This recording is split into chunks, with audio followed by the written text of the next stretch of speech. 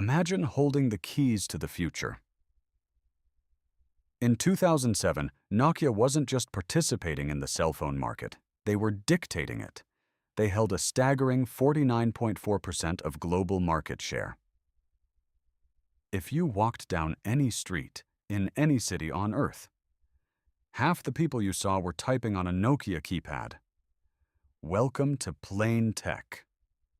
Today, we are tearing down the hardware, the software, and the boardroom sabotage that completely erased a multi-billion-dollar empire.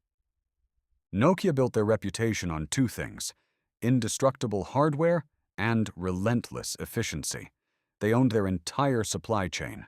They produced phones so quickly and cheaply that competitors like Motorola and Ericsson couldn't keep up. The Nokia 1100 remains the best-selling consumer electronics device in human history, pushing over 250 million units. But arrogance breeds complacency. In January 2007, Steve Jobs walked onto a stage in San Francisco and pulled a slab of glass out of his pocket. Nokia's engineers bought an iPhone, tore it down in their labs, and laughed at it. To them, it was a fragile toy. It couldn't survive a drop test, the battery life was terrible, and it didn't even have 3G. What Nokia failed to understand was that the rules of the game had changed. The battle was no longer about hardware durability, it was about software ecosystems. Nokia's operating system, Symbian, was a nightmare of spaghetti code. It was designed for devices with physical keyboards and tiny screens. Trying to make Symbian work on a touchscreen device required thousands of hours of rewriting code. I am unsure of the exact number of lines of code inside the final Symbian build, as the source code repositories were fragmented across different hardware divisions. But I can tell you this: it was incredibly bloated. By 2010, Nokia's stock was bleeding. Android was eating the low-end market, and Apple was dominating the high-end. Nokia's board of directors panicked and fired their CEO, Olli-Pekka Kallasvuo. To replace him, they made a historic decision. For the first time ever, they hired a non-Finn. They hired a Canadian named Stephen Elop. Now, this is where the timeline gets highly suspicious. Elop wasn't just a random executive. He was the head of the business division at Microsoft. At this exact same time, Microsoft was desperate. Their own mobile operating system, Windows Mobile, was a laughingstock. They had just spent billions developing Windows Phone 7, but no hardware manufacturers wanted to use it. Samsung and HTC were completely focused on Android. Microsoft had the software, but they had no vessels to put it in. Enter Stephen Elop, stepping into the CEO role of the largest mobile hardware manufacturer on the planet.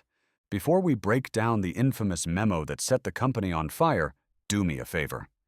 Hit that subscribe button, drop a like, and share this video.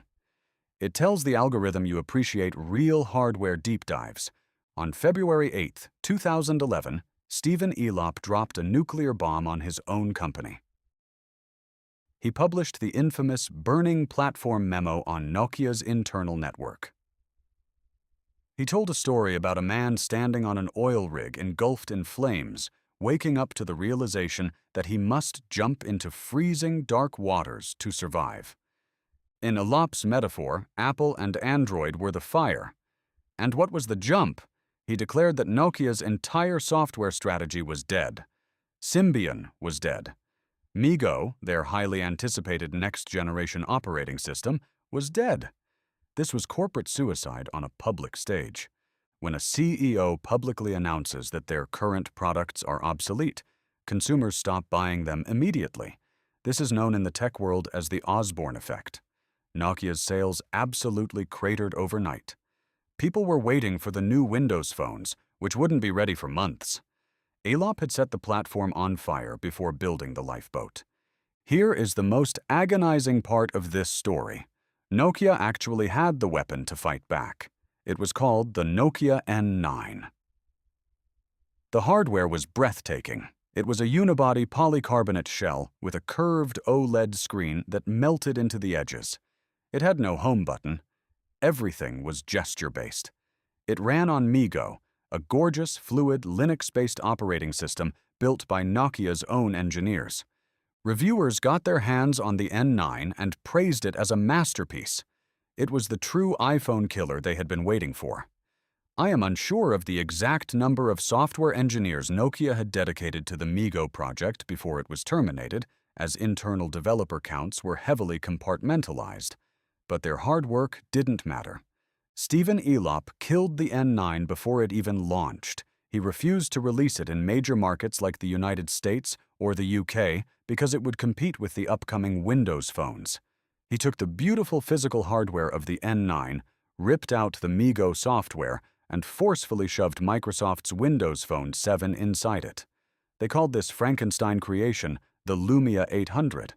Nokia was no longer an innovator. They were just a hardware shell for Microsoft's software. Let's look at the brutal reality of the Windows Phone pivot. By switching to Microsoft, Nokia locked themselves into a completely empty app ecosystem. Developers weren't coding for Windows. There was no native YouTube app. Google refused to support the platform. You couldn't even use basic banking apps. Nokia was selling beautiful hardware that was fundamentally useless to the modern consumer. By 2013, Nokia's market share had plummeted from 50% to barely 3%. The company was bleeding cash. The board was in a panic. And then, like a vulture circling a dying animal, Microsoft swooped in. On September 3, 2013, Microsoft announced they were buying Nokia's entire mobile device and services division. The price tag? $7.2 billion. Just 6 years earlier, Nokia was valued at over 110 billion euros. Microsoft had essentially bought the global leader in mobile hardware for spare change. And what happened to the man who orchestrated this massive collapse? Stephen Elop stepped down as Nokia's CEO on the exact same day the buyout was announced. But he didn't leave empty-handed. Elop was awarded a massive $25 million departure bonus, and 70% of that bonus was paid directly by Microsoft.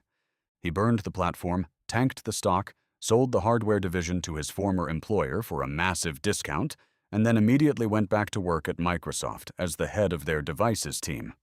The Trojan horse operation was complete.